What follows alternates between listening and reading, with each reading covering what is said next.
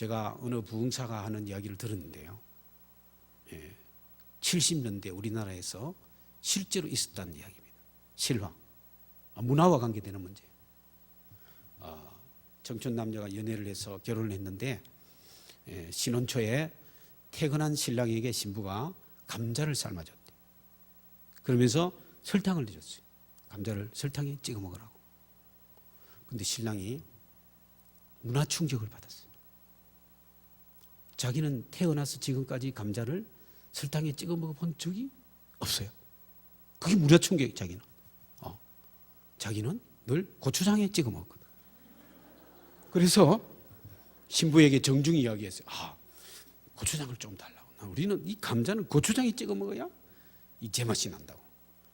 근데 신부가 볼 때는 너무 이상해요. 왜? 연애할 때 몰랐어. 연애할 때 뭐 감자 먹나요, 되게? 또 먹어도 뭐 그런 이야기 안 하죠. 신부가 생각할 때 이상한 거예요. 이 문화가 다르다는 거는 내가 상식적으로 생각하던 거하고 달라요. 안 맞아요. 머리 생각으로 안 맞는 거 아니라 몸이 안 맞는 거예요. 몸이. 우리 아이들이, 우리 학생들이 인도네시아에 가서 위장탈이 막 났는데 4명이나 위장탈이 나가지고 막 병원에 가서 진찰하고 피검사하고 뭐 난리 났었어요. 안 맞아요. 문화 차이는 그냥 느낌, 분위기만 아니에요. 몸 전체가 반응하는 거예요. 힘든 겁니다, 이거는. 그래서 신랑이 감자 먹기가 힘들어가지고 고추장 내오라는데 신부가 안 내주는 거예요. 먹으라는 거예요. 그 신랑이, 남자는 자존심으로 사는 동물인데 자존심 팍 상한 거예요. 예? 예? 그래서 할 말이 없으니까 뭐라고 하는지, 우리 집안은 조상 대대로 감자를 고추장에 찍어 먹었다고. 내오시라고. 그러면 지혜로운 여인 같으면 그거 내주고, 그죠? 하루 종일 놀려 먹으면 되는데 그게 안 되는 거야. 그걸 5분 작전이라고 해요. 5분 동안 참고 내주고 23시간 55분 놀려 먹으면 되는데 그게 안 되는 거예요. 우리 그게 안 돼요. 우리 자존심이 있어요. 안 받아들이시는 거예요. 그래서 얼큰이 하고 신부가 딱 공격했는데 뭐라고 하냐면, 집안 이야기 했으니까. 집안 이야기 하면 남자는 이제 끝이에요. 더 이상 할 말이 없어. 그럼 벼랑 끝에서 지금 하는 말인데 밀어버린 거예요. 어떻게 밀었냐? 당신네 집안은 웃기는 집안이다. 집안 전체가 이제 폭삭망했어. 그래서 이제 남편과 아내가 이제 신혼부부인데도 그날부터 다른 방에 자고, 안 사돈, 그 다음날 아침에 안 사돈이 뭐라고 하지? 전화해가지고 우리 집안은 웃기는 집안이라고? 그럼 사돈네는 울리는 집안이냐? 뭐 이러면서 3개월 동안 전쟁을 했대요. 전쟁회가 이혼하기로 합의를 했다는 게 그 유명한 감자 사건입니다. 1970년대 신문에 났대요. 그런데 아주 명문 집안이라 이 신랑 신부가 여기서 끝이 나지 않고 서울의 유명한 대학교 식품영양학과 교수를 찾아가서 질문을 했대요. 감자는 어느, 고추장, 설탕 어느 것을 찍어 먹어야 더 영양 가지고 더 좋습니까? 근데 문제가 생겼어요. 교수님이 고개를 푹 숙이고 한숨만 쉬고 있는 거예요. 아니 교수님 빨리 답해 주시라고요. 한참 만에 고개를 든 교수님이 하시는 말씀이, 글쎄요, 잘 모르겠는데요, 우리 집안은 조상대대로 감자는 소금에 찍어 먹었어요. 그러니까요, 여러분, 우리나라 문화가 하나인 줄 같지만 우리도 다문화예요, 다문화. 감자 하나 먹는데 뭐예요? 첫째, 설탕, 고추장, 소금, 3파전이에요. 제가 이야기를 어디 가서 했더니만 예배 마치고 장로님이 저를 찾아와서 자기가 고추장에 찍어 먹는데요. 제가 실수할 뻔했어요. 고추장 먹는 사람은 좀 원시인처럼 생각할 뻔했는데, 장로님이 강원도 어느 지역에, 그래서 이 식품영양학과 교수님이 연구를 해보니까 강원도 어느 지역에 진짜 감자를 고추장에 찍어 먹는데요. 이 서울 북쪽은 주로 설탕, 남쪽은 주로 소금. 그럼 신랑과 신부 중에 누가 틀렸습니까? 누가 틀렸어요? 그럼 누가 옳습니까? 다 맞죠? 근데 왜 이혼해요?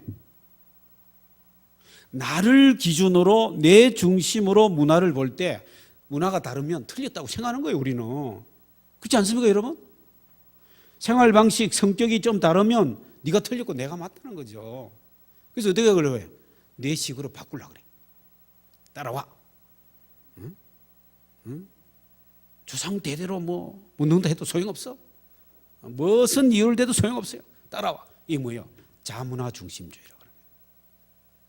지금까지 사도 바울 이후로 1, 2, 3세기 이후로 로마 제국의 기독교가 국교화되고 기독교가 강자가 되고 나서부터 선교는 문화적으로 우리가 먼저 믿었으니까 우리 문화식으로 따라와야 돼. 이렇게 한 거예요. 그래서 복음이 안 전해지는 거예요. 그래서 일본도 1%가 안 되고 기독교가, 태국도 1%가 안 되고, 인도네시아는 한 10% 15% 되지만 이슬람이 더 강하고. 그런데다가 이 서구 근대 국가들이 콜럼버스 이래로 스페인, 포르투갈로 비롯해서 영국, 네덜란드, 프랑스 이런 나라들이 식민지를 개척하면서 선교를 같이 했기 때문에 유럽식으로 기독교를 수출한 거예요. 유럽식으로. 그래서 복음이 잘 전해지지 않고 지금 선교에 오히려 어려움이 되는 거예요. 그래서 남을 변화시키려고 하면 먼저 자기가 변화돼야 돼요. 이것을 가리켜서 성경의 원리는 성육신 원리라고 그래요. 죄인인 우리를 구원하기 위해서 하나님이 스스로 인간이 되셔서 십자가에 달려 죽으신 거예요. 스스로 인간이 되어서 끝난 게 아니고 스스로 인간이 되셔서 자기가 십자가에 달려 죽기까지 우리를 사랑하셔서 우리가 구원받는 거예요. 그래서 선교의 원리는 성육신적 원리다. 성육신적 선교다. 뭐예요? 남을 변화시키려고 하면 내가 먼저 변화돼요. 그럼 인도네시아 가면 인도네시아식으로 바뀌어야 돼. 중국에 가면 중국식으로 바뀌어야 돼. 17, 18세기에 그때 중국에 왔던 마테오 리치는 이탈리아 사람인데 딱 와서 보니까 야, 중국은 불교가 강하구나. 얘가 불교 성녀의 옷을 입고 선교했어. 조금 지나다 보니까 불교는 외국에서 온 종교고 중국의 진짜 전통 종교는 뭐예요? 공자가 만든 유교야. 그래서 유학자의 옷을 입고 선교했어. 그런데 황제가 바뀌어가지고 모든 선교사 다 죽이고 추방했어. 근데 마테오 리치만 살아남았어. 추방 안 당했어. 이분은 뭘 아는 거예요? 뭘 알았냐? 이탈리아가 그때는 이 시계 만드는 게 발달해가지고 큰 괴종 시계를 가져와서 황제에게 선물했는데 이거는 태엽을 감아야 돌아가는 거예요. 근데 태엽 감는 거 있죠? 열쇠를 딱 감춰놓고 안 준 거예요. 시계만 주고. 그래가 자기만 돌릴 수 있다는 거예요. 그래 한밤중에 가서 몰래 탁탁탁 감아놓으면 딱. 그래가 황제가 이 사람 쫓아내지 않았어요. 그리고 관직을 줬어. 관직. 공무원 시켰어요. 무슨 공무원? 태엽 감는, 시계 태엽 감는. 그리고 월급도 주고. 그 뭐예요? 우리가 복음을 알고 있어요. 우리가 열쇠를 가지고 있어. 그런데 우리가 옳은 게 아니에요. 우리가 다 옳은 게 아니야. 복음은 하나님 거고 우리는 지혜롭게 해야 되는 거죠. 시계는 줘야 돼. 그 뭐예요? 문화적으로 다 인정해 주면서 태엽 감듯이 복음을 딱 핵심을 전해줘야지 아무것도 안 주고 문화도 전혀 존중하지 않고 막 무시하고 야만인이라 그러고 그러면서 복음 전하면 안 받아들이는 거예요. 추방. 중국은 요 최근에 우리 한국 선교사들이 수백 가정 추방돼요. 우리 통합청매도 100가정 정도 추방됐어요. 중국은 크게 5번, 이번이 5번째예요. 경교. 옛날에 당나라 때 경교가 또 다 추방되고 총 5번 추방됐는데 공산주의 때문에만 아니에요. 중국이란 나라 자체가 그런 나라예요. 그걸 알아야 돼요. 중국이란 문화 자체가 그렇게 이 다른 이방이나 다른 문화나 다른 종교에 대해서 배타적인 게 있다는 거예요. 그래서 중국 선교를 시작하려면 굉장히 그 문화를 존중해야 되고 그리고 언제든지 추방당할 수 있다는 걸 전제로 하고 빨리 하고 현지인들을 잘 양육하는 그런 사역을 해야 된다는 거예요. 역사의 교훈이에요. 중국의 핵심은 정치입니다. 정치. 미국은 법이고 미국에서 살려면 법을 모르면 안 돼요. 중국은 정치를 모르면 아무것도 못해. 예, 종교도 정치 안에 있어요. 우리는 종교가 정치를 초월한다 생각하지만 중국은 반대입니다. 그래서 중국의 진짜 선교를 잘하려고 하면 제가 생각하기로는 정말 천재 같은 우리 아이를 베이징 대학에 입학시켜야 돼요. 정치학과나 경제학과 이런 데. 베이징 대학에. 우리나라 같으면 서울대. 아니 세계 대학 순위를 보면 베이징 대학이 서울대보다 훨씬 낫죠. 거기에 입학시켜가지고 거기 친구를 만들어야 돼요. 그리고 박사까지 시켜야 돼요. 그래서 그 나라에 아주 미래를 이끌어갈 젊은이들하고 친구가 되어가지고 거기서 도움을 받고 거기서 필요한 사역을 하면 중국에 제대로 선교할 수 있다. 저는 그렇게 생각합니다. 벌써 늦어요. 그 선교가 예수님 오실 때까지 앞으로 100년을 해야 될지 500년 해야 될지 1000년 해야 될지 모르는 거예요. 그렇게 투자하지 않으면 다 추방돼요. 정말 유능한 우리 좋은 선교사들 다 추방돼요. 지금 합동척, 통합척 특히 거의 100% 다 추방될 거고 한국 선교사는 거의 다 추방될 겁니다. 아마. 어쩔 수 없어요. 그렇다고 선교가 끝난 건 아니죠. 이제 하나님이 또 선교를 하실 줄로 믿습니다. 그래서 우리 선교는 무슨 선교냐? 성육신적 선교를 해야 된다. 뭐요? 변화시키는 것이다. 역사와 문화와 가치관과 모든 걸 변화시키는 거예요. 그런데 변화시키려면 어떻게 된다? 내가 먼저 변화해야 된다. 그런데 이제 선교를 하다 보면 이 문화 다른 것 때문에 특별히 성경을 번역하는 일이 중요합니다. 그 나라 말로 번역된 성경이 제일 좋은 선교사라는 말이 있거든요. 옛날에 아프리카에 그 벨기에가 식민지한 벨기에령 콩고라는 나라가 있어요. 그런 나라에 지금은 콩고 민주공화국이 됐는데 그 선교사가 들어가서 성경을 번역하려고 보니까 요한복음 15장을 번역하는 데 딱 막혔어. 요한복음 15장이 뭐죠? 예수님이 나는 포도나무요 너희는 가지니. 근데 그 콩고에는 포도나무가 없어요. 좀 약간 추운 기후, 해발 고도가 얼마 정도 돼야 되고 추운 기후가 돼야 포도나무가 되거든요. 근데 거기는 열대지방이라 포도나무가 없어요.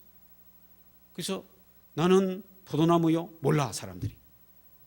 그래서 유대인들에게는 포도나무 같은 거 열매도 먹고 포도주도 담아 먹고 잔치할 때 쓰고 이게 아주 생활에 밀착되어 있는 정말 중요한 이 나무.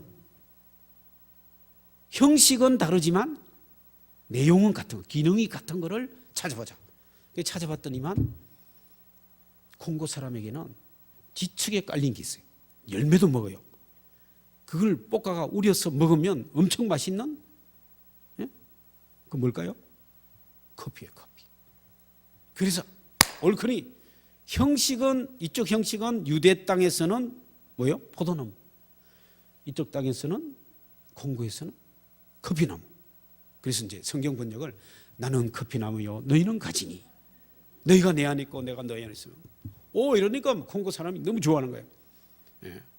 이렇게 이제 번역하는 것을 역동적 동등성의 원리라 그래요. 그래서 이제 번역했어요. 그렇게. 근데 콩고에서 요 자라난 청년이 공부를 잘해가지고 이제 불을 벨기에나 다 불을 하니까 프랑스어를 이제 공부를 해가지고 파리에 유학을 갔는데 보니까 성경을 보니까 요한복음 15장이 커피나무가 아니야.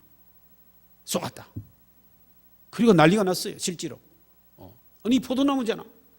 그래가지고 이 번역에 문제가 생겨서 이제 성경을 번역할 때 헬라어 히브리어를 본문에서는 그대로 직역하고 밑에다가 각주를 달자. 각주. 본문에서는 뭐예요? 포도나무. 여기는 커피나무. 그래서 해설 성경이 나온 겁니다. 해설 성경. 해설 성경이 원래는 간주 성경밖에 없어요. 그러다가 해설 성경이 나오고 그러다가 해설 찬송가도 나오고 그게 선교 현장에서 나온 이론이에요. 그래서 이중 번역 이론이라고 합니다. 위에는 본문에서는 직역하고 밑에 각주에 설명을 달자. 제가 숭실대 채플에 가서 한번 설교하고 나니까 저에게 이건 아닌데 성경책을 하나 줘요, 저에게. 성경책 이름이 뭔지 아세요? 문화성경. 문화성경이라고 그래요. 보니까 해설을 밑에만 단 게 아니라 중간에도 달고 막 사진을 얼마나 합한 채가 뭔가 사진을 넣고 이런 건 성경에 나오는 여러 가지 자연이나 뭐 이런 여러 가지 종교적인 기구나 이런 생활 기구들을 사진으로 담는. 그래서 이거를 가리켜서 문화성경이에요. 문화성경. 그래서 요한복음 1장 29절을 보면 세례 요한이 그 예수님 보고 보라 세상 죄를 지어가는 하나님의 어린 양이로다. 그런데 멜라네시아, 폴리네시아 이 태평양에 있는 여러 섬들에 가면 양이 없어요. 그 조그만 섬들에 뭔 양이 있겠어요? 그럼 이 성경 어떻게 번역해야 돼요? 그럼 형식은 양 다르지만 내용은 기능은 비슷한 거 찾아보니까 돼지가 있는 거예요. 그래서 세상 죄를 지고 하는 돼지 새끼를 보라. 이러면 현지인들이 아멘 아멘 그러. 계시록 요한계시록 3장 20절에 문 밖에서 두드리노니. 문 밖에서 두드리는 사람은 도둑문밖에 없어.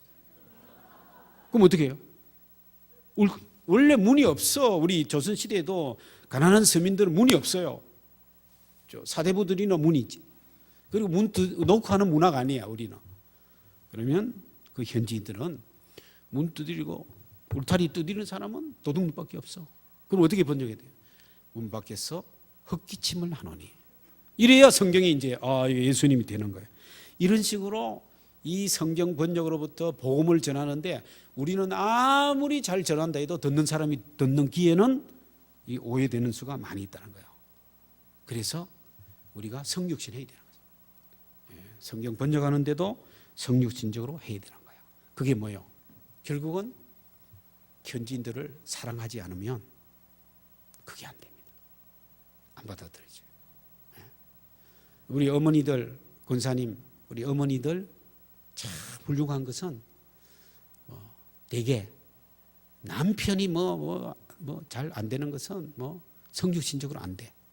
그죠? 근데 자녀의 문제는 성육신적으로 돼.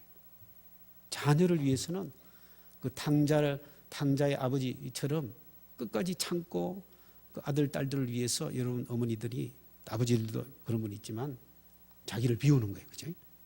자기를 낮추는 거예요. 자기가 십자가 지는 거예요. 그게 성육신적인 거예요. 결국 성육신적 선교는 문화 차이를 뛰어넘으면서 복음을 전한다는 것은 사랑하는 거예요.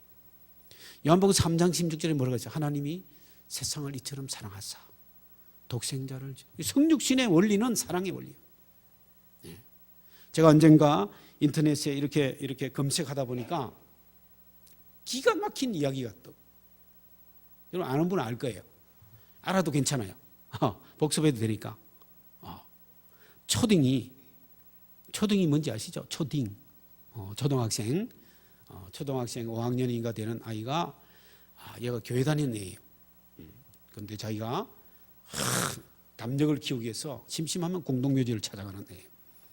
근데 어느 날 공동묘지를 찾아갔는데 그날따라 비가 내린 거예요. 깜깜해지고. 뭐가 나올 것 같아요? 꼭 귀신이 나올 것 같아요. 그러니까 우리는 문화가 통하니까 이렇게 하면 되잖아요. 인도네시아 가서 이야기하면 못 알아들어요, 사람들이. 못 알아들어. 거기는 거기대로 또 귀신이 있어요. 거기 맞는 귀신 이야기 해야지. 우리끼리 통하는 또 귀신 이야기 해야 돼. 그래서 이제 귀신이 나올 것 같아. 머리가 쭈삣쭈삣 막 아니나 다를까 저기서 귀신이 나타났어. 귀신이 달려오는 거예요. 막 달려 자기를 잡아먹을 것 같아. 도망가야 되는데 오금이 저래가지고 팔다리가 움직이지 않고 도망도 못 가고 진땀을 흘리고 막 있는데 귀신이 자기를 정말 잡아먹을 것 같이 달려오는 거예요. 근데 기도를 해야 되는데 그럴 때는 기도도 안 나와요. 그런 찰나의 위기의 순간에 교회학교 선생님이 한 말이 생각이 났어요. 교회학교 선생님 중요해요. 정말 중요해요. 뭐라고 하냐? 어린이 여러분, 기도도 안 나오면, 기도도 할 수 없으면 찬송을 부르세요. 얼큰이 하고 생각하는데 뭔 찬송이 생각나겠어요, 지금? 근데 딱 하나 생각났어요. 이 초딩이 부른 찬송은 이렇습니다. 당신은 사랑받기 위해 태어난 사람, 당신의 삶 속에서 그 사랑받고 있지요. 막 큰 소리를 했더니만 귀신이 딱 멈췄었대요. 딱 멈췄었대요. 이야기가 여기서 끝나는 거예요. 누가 만들었는지 기가 막힌 이야기를 만들었어요. 근데 밑에 누가 리플을 달았어요. 어떤 사람이 또 천재 같은 사람이 리플을 달았는데 귀신이 답송을 불렀대요. 이상한 귀신이야. 이게 완전 사이비 귀신이에요. 원래 귀신이 사랑받는 거 없어요. 그죠? 사랑받는다고 멈춰서가 답송 부르, 이거 완전히 사이비 귀신이에요. 우리 조직신학적으로 존재론적으로 보면 이건 없어요. 이거 엉터리야. 근데요, 성교신학적으로 보면 진짜 맞는 말이에요. 귀신이 뭐라고 답송을 불렀을까요? 감사해요. 깨닫지 못했었는데 내가 얼마나 소중한 존재라는 걸. 야, 이 신학적으로 안 맞는 얘기예요. 그런데 이 성교 신학적으로 맞아요. 왜? 우리 주변에 귀신 같은 인간이 많다는 거예요.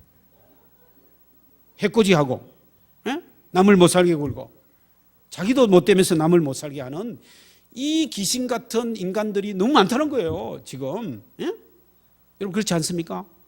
정산제일교회는 다 천사만 있는 모임인데 우리 동네 많아요. 귀신 같은 인간이 많아요. 조금 층간 소음 있다고 와서 칼로 찔러 죽이고 막. 그렇지 않습니까, 여러분? 우리가 주차 조금 잘못했다고 막 그냥 막 죽이고. 이 귀신이지 뭐예요. 그렇지 않습니까? 근데 성육신적 성교는 문화 차이를 뛰어넘으려면 사랑의 성교. 이 귀신 같은 인간도 어떻게 된다고요? 사랑을 못 받아서 그런 거예요. 사랑을 못 받아서. 제가 한번 시드니에 갈 기회가 있어가지고 시드니에 몇천 명 모이는 세승교회라고 큰 교회가 있어요. 그게 이제 이야기를 들었는데 어떤 교민이, 한국 교민이 자기 부인이 예수 믿으니까 자기 아내를 교회에 태워주고 자기는 안 들어오는 거예요, 예배당을. 그리고는 술을 마시고 밖에서 막 해코지하고 해방하고 막 예배를 방해하는데 아무도 말려도 안 되고 어떻게 할 수도 없고 그렇다고 막 경찰 불러가 매 할 수도 없고